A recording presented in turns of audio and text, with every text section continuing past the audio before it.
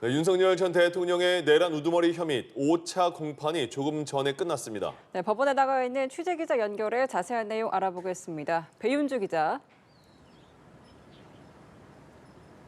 네, 서울중앙지방법원에 나와 있습니다. 오전 10시 15분쯤 시작된 재판은 조금 전인 오후 6시 20분쯤 약 8시간여 만에 마무리됐습니다.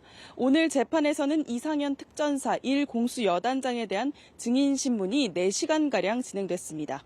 이 여단장은 법정에서 비상계엄 당일 곽종근 전 사령관에게 비화폰 등으로 지시를 받고 국회에 특수부대를 투입한 경위에 대해 증언했습니다.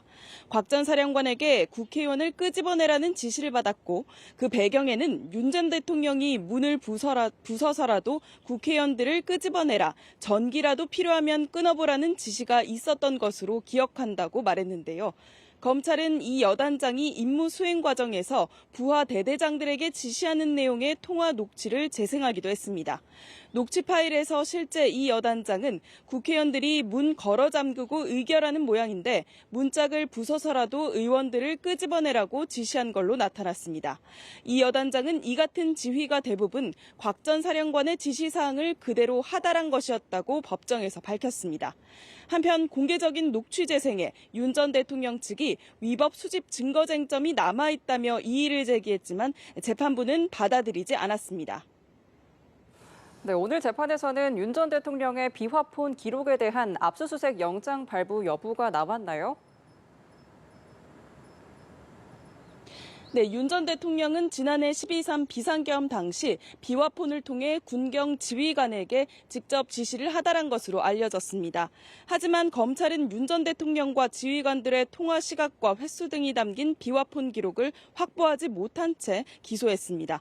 그런데 지난 23일 경찰이 윤 전 대통령의 비화폰 서버 기록을 확보했고 검찰은 이에 대한 압수수색 영장을 발부해달라는 의견서를 법원에 제출했습니다. 이미 기소된 사건에 대해 압수수색 영장을 청구할 수 없기 때문에 검찰에 이를 재판 증거로 쓰려면 재판부가 직권으로 영장을 발부해야 합니다. 재판부는 변호인의 의견서를 추가로 확인해보겠다고 말했는데요.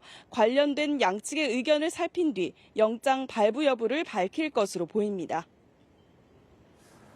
네, 배윤주 기자, 오늘이 대선 전 마지막 내란 혐의 재판이라서 윤 전 대통령의 발언이 주목이 됐는데 어떤 언급이 있었습니까?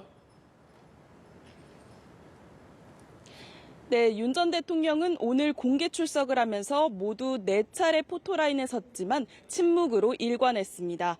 윤 전 대통령은 오전 출석 때와 휴정 시간, 그리고 재판을 마친 뒤 법정을 나서면서 취재진이 불법 계엄에 대해 사과할 생각이 있는지, 재판 진행에 관한 입장이 있는지 등을 물었지만 모두 답변하지 않았습니다.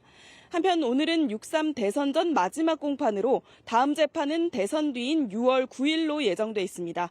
이날 이상현 여단장에 대한 윤 전 대통령 측의 반대 신문이 이어질 예정입니다. 지금까지 서울중앙지방법원에서 전해드렸습니다.